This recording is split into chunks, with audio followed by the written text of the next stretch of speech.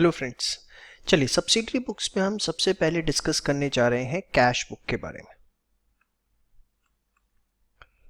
देखो, जो cash book होती है ये एक सब्सिडरी बुक भी है। सब्सिडरी बुक मतलब जर्नल का काम करती है, एज वेल एज ये प्रिंसिपल बुक का भी काम करती है। प्रिंसिपल बुक मतलब लेजर।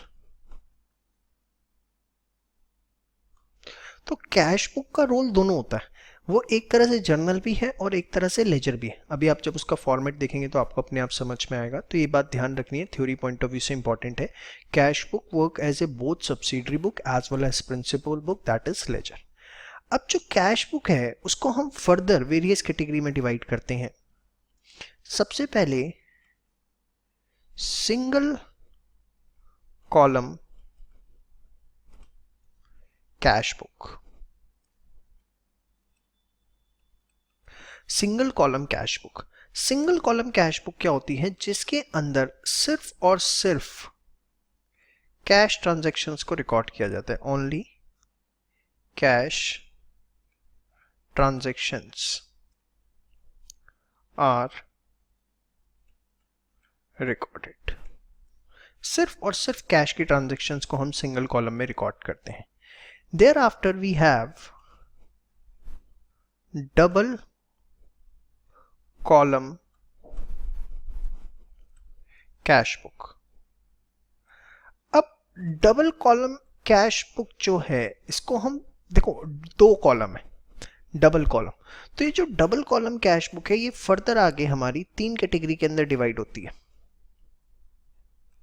कि दो कॉलम कौन से हैं? जिसमें कैश एंड बैंक कॉलम है,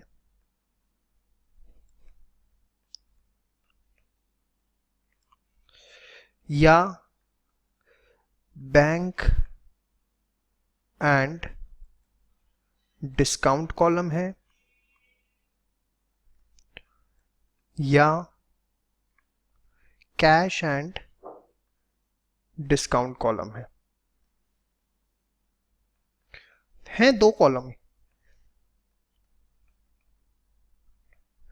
या तो कैश एंड बैंक होगा, या बैंक एंड डिस्काउंट होगा, या कैश एंड डिस्काउंट होगा। ठीक है, हो सकता है आपके सिलेबस में जैसे क्लास 11th के बच्चे जो इस वीडियो को देख रहे हैं उनको सिर्फ ये बताया जाए डबल कॉलम में कि कैश एंड बैंक होता है। जो सीए के बच्चे देख रहे हैं वो उन्हें बताया जाएगा कैश एंड डिस्काउंट होता है। ठीक है, आप अपनी बुक्स को जब रेफर करेंगे तो आपकी बुक में जो लिखा हुआ है आप डबल कॉलम उसी को ही मानोगे बाय डिफॉल्ट कि हाँ डबल कॉलम का हमारे लिए मतलब ये है। ठीक है, बीकॉम की कुछ बुक्स देखोगे उसमें लिखा होता है बैंक एंड डिस्काउंट कॉलम होता है। तो जिसकी यूनिवर्सिटी के जिस सिलेबस में जो चीज़ प्रेस्क्राइब है आप वो मान लो। लेकिन practically speaking double column cash book जो है वो तीन तरीके की होती है। Cash and bank, bank and discount, cash and discount. अब 11th का सिलेबस ये पढ़ा है, बीकॉम का सिलेबस ये पढ़ा है, सीए का सिलेबस ये पढ़ा है, तो ये थोड़ी ना कि आप समझ रहे हो ना कि डेफिनेशन थोड़ी ना चेंज हो जाएगी लेवल के हिसाब से। ऐसा कुछ नहीं है। आप याद तीनों रखिए, अपनी नॉलेज के अंदर तीनों चीज़ें डाल के रखिए, बट मैंने बता दिया कि किस लेवल पे क्या चीज़ आपको देखने को मिलती है। उसके बाद we have 3 column cash book.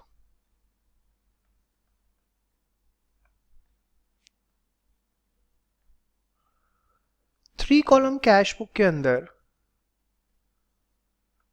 3 column होते हैं, कैश, बैंक एंड डिस्काउंट।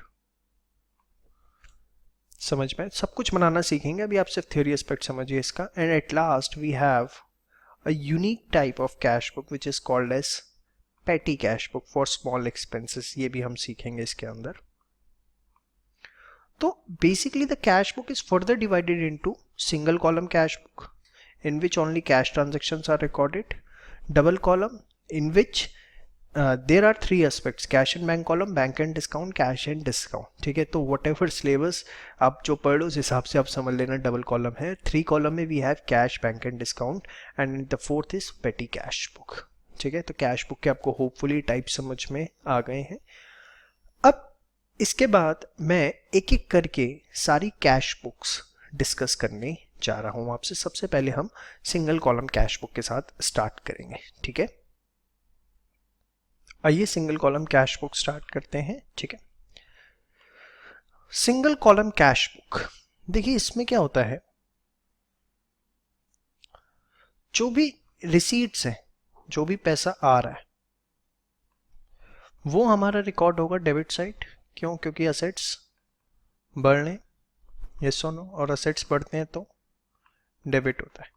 और जो भी हमारी पेमेंट्स हो रही हैं वो कहाँ जाएगी? Credit side. बहुत सिंपल है, कुछ भी इसके अंदर टेक्निकल नहीं है, ठीक है। और नॉर्मल आप जैसे लेजर बनाते हैं वैसे आपको कैश बुक बनानी होती है, कुछ भी इसमें टेक्निकल एस्पेक्ट नहीं है। फॉर्मेट की अगर आप बात करें, कैश बुक, डेबिट, क्रेडिट,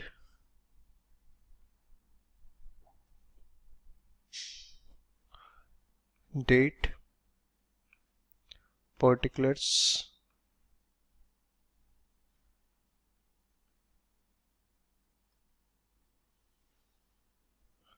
जैसे आप एक नॉर्मल लेजर का फॉर्मेट बनाते हैं सब कुछ चीज़ें आप देखेंगे सेम होगी, कुछ भी इसके अंदर अलग नहीं है।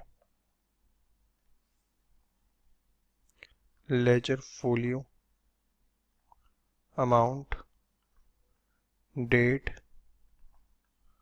पर्टिकुलर्स,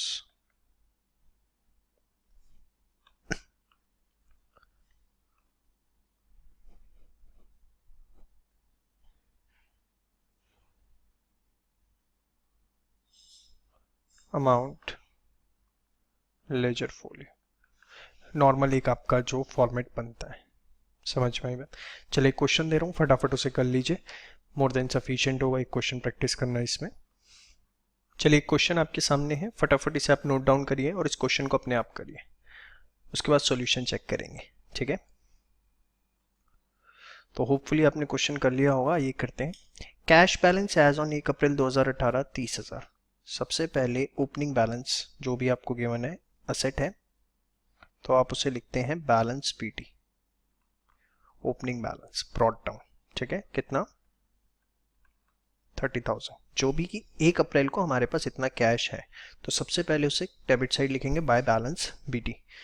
फिर सोल गुड्स फॉर कैश 20,000 पैसा आएगा। देखिए सीधे पैसा आएगा तो डेबिट, जाएगा तो क्रेडिट, इतना ध्यान रखना है। सोल गुड्स फॉर कैश पैसा आएगा 3 अप्रैल, कैसे? सेल्स करी हमने, 2 बाय लिखने की जरूरत नहीं है, 20,000 रुपये, ठीक है। सैलरी पे करी, पैसा जाएगा 5 अप्रैल, सैलरी कितना? 5,000 रुपये, ठीक है। गुड्स परचेज्ड ऑन क्रेडिट, उधार पे गुड्स खरीदे, कैश की ट्रांजेक्शन ही नहीं है। अरे उधार पे खरीदे निकम्मो, कैश आया गया क्या? तो ये कैश बुक के अंदर रिकॉर्ड नहीं होगा। आंख बंद करके ये नहीं कि हर चीज कैश बुक में आएगी, कैश का आना या जाना है तभी कैश बुक के अंदर वो आएगा। Paid to creditor ₹9800 in full settlement. देखो फुल सेटलमेंट करी, हाफ सेटलमेंट करी, मुझे इससे मतलब नहीं है। पे कितना करा? 9800, मेरी जेब से 9800 गया, I will record it on 15 अप्रैल की हमने क्रेडिटर को पेमेंट करी। समझ में आई बात? Show additional capital introduce ₹30,000।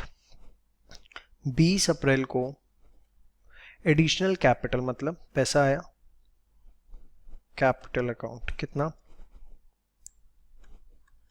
30,000 रुपये, ठीक है। कैश डिपॉजिटेड इनटू बैंक, इससे देखो cash deposited into bank, cash आपका क्या हुआ? कम हो गया ना। बैंक बैलेंस बढ़ा, उसको छोड़ो, कैश क्या हुआ? कम हुआ। तो 25 अप्रैल बैंक अकाउंट कितना? 5,000 रुपीज, कैश आपका कम हो गया क्योंकि बैंक में चला गया। That's it. फिर इसकी अब हम क्लोजिंग करेंगे, यहाँ पे निकालेंगे जो भी मंथ का लास्ट होता है, जैसे अप्रैल में लास्ट क्या होता है? 30 अप्रैल को हम निकला बैलेंस सीडी, ठीक है।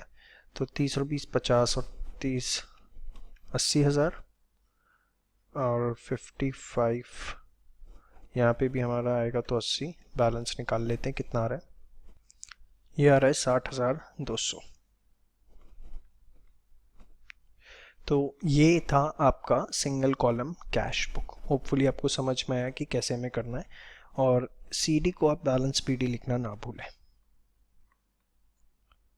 ठीक है, नेक्स्ट उसमें हम double column cash book discuss करने जा रहे हैं। Thank you.